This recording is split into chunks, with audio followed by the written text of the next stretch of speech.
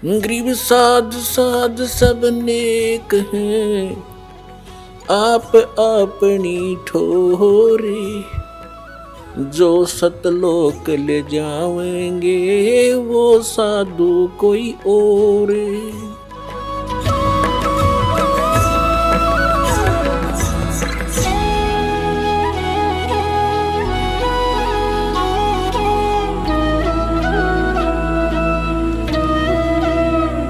काशीपुरी कष्ट किया वो उतरे अधर अधारे। अधर अधार माने ऊपर, तो अधर माने ऊपर से, आधार न्यो के न्यो आए चल के। और मोमन को मुजरा हुआ हा जंगल में दीदार। मोमिन कहते मुसलमान को। अब कबीर परमेश्वर की छवि को कैसे वर्णित कर रहे हैं आदरणीय गरीबदास साहिब जी। कोट किरण शशि भान सुध, आसन अदर विमाने। परसत पूर्ण ब्रह्म को शीतल पिंड अरु प्राण। जब नीमा ने मालिक को गोद में ले लिया, सीने से लगाया, उसका मुंह चूमिया जैसे बच्चे से प्यार करती है माँ, तो कहते हैं परसत पूर्ण ब्रह्म को, उस पूर्ण परमात्मा को टच करते ही, परसत माने टच करते ही, छूते ही, और शीतल पिंड और प्राण जैसे बर्फ ने हाथ पर रख दे वो अपना प्रभाव दिखाती है। ऐसे ही कहते भगवान को जब जो ही टच किया, सीने से लगाया छोटे बालक रूप में माई ने, कहते ऐसा एकदम सौर्य शरीर में शरण शरण सा होया, ऐसा अफेक्ट हुआ उसके। गोद लिया मुख चूम कर, एम रूप झलकनते। जगर मगर काया कर, जैसे दमके पद्म अनंत। नीमा ने गोद लिया, मुख चूम के प्यार किया अपने बच्चे के तुल, और कहते हैं हेम रूप झलकंत। हेम माने हिम, परमात्मा का रूप। स्नो वाइट यानी को कपड़ा खरीदने जाते हैं ना बाजार में, सफ़ेद कपड़े न्यों का आग्रह भाई कति सफ़ेद दे दे, स्नो वाइट यानी बर्फ जैसी सफ़ेदी वाला। तो यहाँ कहते हैं गरीबदास जी चित्रण कर रहे हैं, गोद लिया मुख चूम कर, हिम रूप झलकनते। स्नो वाइट बर्फ जैसा सफ़ेद नूर मालिक का, और जगर मगर काया करे, जैसे दमके पद्म अनंत। इतना सुंदर शरीर उस बालक का, जैसे शरीर से नूर निकल रहा हो, महसूस हो रहा है, इतना प्यारा लग रहे हैं, इतना जैसे उसमें पद्म झलक रहे हो। काशी उमटी गुल भया, मोमिन का घर घेरे। कोई कहे ब्रह्मा विष्णु है, कोई कहे इंद्र कुबेर। मालिक की लीला कही थी प्रभु ने कि तुम ले चलो, कोई तुम्हें कुछ नहीं कहेगा। ऐसा ही हुआ। अब वो कहें कमल के फूल पर मिला, ऐसे मिला, तो नो ऑब्जेक्शन। वो और बात बतलाने लायक गे, नो कहें वो देख कितना सुंदर बालक है, ऐसा कोई बालक का हमने नूर नहीं देखा। फिर नो कहें कोई कहे काशी उमटी गुल भया, यानी सब उमड़ का आगे वहाँ सारे शोर माच गए, सब सुंदर बालक जो देखा ना सुना। उस मोमिन का घर घेरे, मोमिन मुसलमान का घर घेर लिया। कोई कहे ब्रह्मा विष्णु है, कोई कहे इंद्र कुबेर। कोई कहे वरुण धर्मराय है, कोई कहते है ईश। 16 कला सुभान गति ही, कोई कहे जगदीश।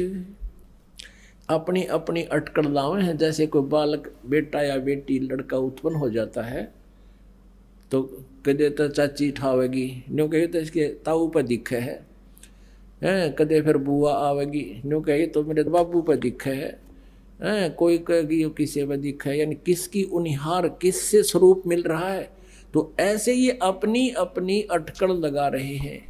चाचे ताऊआ के उनिहार नहीं बता रहे, वो इतना अजीब और गरीब, इतना दिव्य रूप था प्रभु का, उनकी सीधी सुरती देवताओं के शरीर की तरफ जा रही है। काशी उमटी गुल भया, मोमिन का घर घेर। कोई कहे ब्रह्मा विष्णु है, कोई कहे इंद्र कुबेर, कोई कहे वरुण धर्मराय है, कोई कहते है ईश। 16 कला सुभान गति ही, कोई कहे जगदीश। भक्ति मुक्ति ले उतरे, ओए होए, भक्ति मुक्ति लेकर अवतरे, मेटन तीनों ताप, मोमन का डेरा लिया, वहां कहे कबीरा बाप।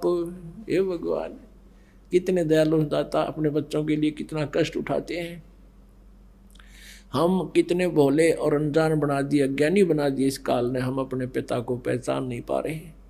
और कबीर परमेश्वर जी कहते हैं, मैं रोवत हूँ सृष्टि को, ये मेरे बच्चे हैं, इनको रोता फिरता हूँ, तुम मेरे बच्चे हो, कितने कष्ट उठा रहे हो। किसी का बालक बिगड़ जा, बेटा बेटी गलत रास्ते पर चल जा, माता पिता उसके लिए भटकते रहते हैं कि उनको मालूम होता है कि आगे भविष्य में इनकी बिरानमती होएगी, कितना दुखी है ये, लेकिन वो उस समय नहीं समझ पाते, माँ बाप की बात को स्वीकार नहीं करते। अब काल ने हमारे लिए ऐसा कर दिया कि हम अपने पिता को पहचानने योग्य नहीं छोड़े, परमात्मा की परिभाषा को चेंज करा दिया। अब भगवान आता है, मैं भगवान हूँ, नहीं, हमने तो भगवान वो चीज़ है जिसके हाथ में सुदर्शन चक्र हो, या हनुमान की तरह गदा ले रहा हो, या श्री कृष्ण की तरह या राम की तरह तीर ले रखे हों, या दुर्गा की तरह अठों हाथों में हथियार हो। अमती से भगवान मानना, एक गरीब जुलाहा रूप में रोका मैं भगवान, सपने में बिना मानना हम, लेकिन भगवान तो मना के छोड़ देगा। उसमें वो परम शक्ति है जिसकी हमने सब जगह भटक लिए, जहाँ राहत नहीं मिली, और उस गरीब जुल्हा जिसको हम एक जुल्हा सा गरीब सा व्यक्ति मानते थे, और वहाँ जाते ठीक होने लाएंगे। 64 लाख शेष हो गए थे परमात्मा के आज से 550 वर्ष पहले। वो जानता है कि मैं कैसे अपने आप को भगवान सिद्ध करूंगा, और सिद्ध तो है ही, लेकिन सिद्ध करने के लिए प्रयत्न हो रहा है कि गॉड को भगवान सिद्ध करना कठिन हो रहा है, क्योंकि इस लोक वेद ने सभी के अंतःकरण में अंधेरा छा दिया। अब परमात्मा कहते हैं, 9 मन सूत उलझिया, ऋषि रहे झकमार, और सतगुरु ऐसा सुलझा दे, उलझे ना दूजी बार। अब परमात्मा आए थे, ऐसा सुलझा गए थे इस 9 मन सूत ने। 1 किलो सूत उलझ जाना, धागा होता कच्चे धागे, वो रुआ लिया करते जुलाया ने। जब उसमें कट जा, उसमें टूट जा, गांठ लाग जा, तो कोई कपड़ा स्वीकार करे नहीं, तन तो गांठ ला दी 36 पैसा दे नहीं, तो उसको बहुत प्यार से सुलझाना ही पड़ता था, उसमें गांठ ना पड़े। तो ऐसे ही परमात्मा कहते हैं कि ये 9 मन सूत उलझवा दिया, काल के दूता ने उलझा दिया, अध्यात्म ज्ञान को बिगाड़ दिया। और उसको परमेश्वर कबीर जी ने आके ऐसा सुलझा दिया, वो सुलझा कर रख गए थे, हम फिर भी ना समझ सके कि यो ठीक है, हम उस उलझे हुए माथा मारते रहे। तो परमात्मा कहते हैं, उन्होंने ही आके सुलझा था, फिर इस दास को बता दिया कि ये सुलझा सलझा रखा है, तुम इसने प्रयोग करो। 9 मन सूत उलझिया, ऋषि रहे झकमार, और सतगुरु ऐसा सुलझा दे। सतगुरु, सच्चा गुरु, सच्चा संत, तत्वदर्शी संत ऐसा सुलझा देगा, फिर उलझे ना दूजी बार। अब इस कलयुग में युग अध्यात्म ज्ञान नहीं बिगड़ेगा, ठीक है, आने वाले समय में ये नास्तिक हो जाएंगे, भक्ति नहीं करेंगे तो वो अलग बात है, लेकिन ये लोक वेद नष्ट हो जाएगा। ये सच्चा ज्ञान सदा के लिए इस कलयुग में पूरा चलेगा, जब तक भक्ति चाहने वाले प्राणी रहेंगे। मालिक ने जब तक इसका निर्धारित समय रखा हुआ है। भक्ति मुक्ति ले उतरे, ये मेटन तीनों ताप है। अब कबीर परमात्मा कहा करते, तुम कौन राम का जपते जापम, अर्थात मिटे ना तीनों तापम। तुम श्री राम श्री कृष्ण की भक्ति करते हो, उनको 3 ताप के अंतर्गत श्राप लगा हुआ था। श्री विष्णु जी को श्राप दिया था, 3 ताप के अंतर्गत आता ये श्राप भी। नारद जी ने वो श्री राम रूप में वो श्राप भोगना पड़ा। फिर उसने गलत कर्म किया था, जैसे धोखा दिया था श्री राम जी ने, सुग्रीव के भाई वाली को मारा था ओट लेकर वृक्ष की, वो भोग भोगना पड़ा श्री कृष्ण जी रूप में, श्री विष्णु जी ने। तो कहते हैं, तुम कौन राम का जपते जपम, अर्थात कटे ना थरे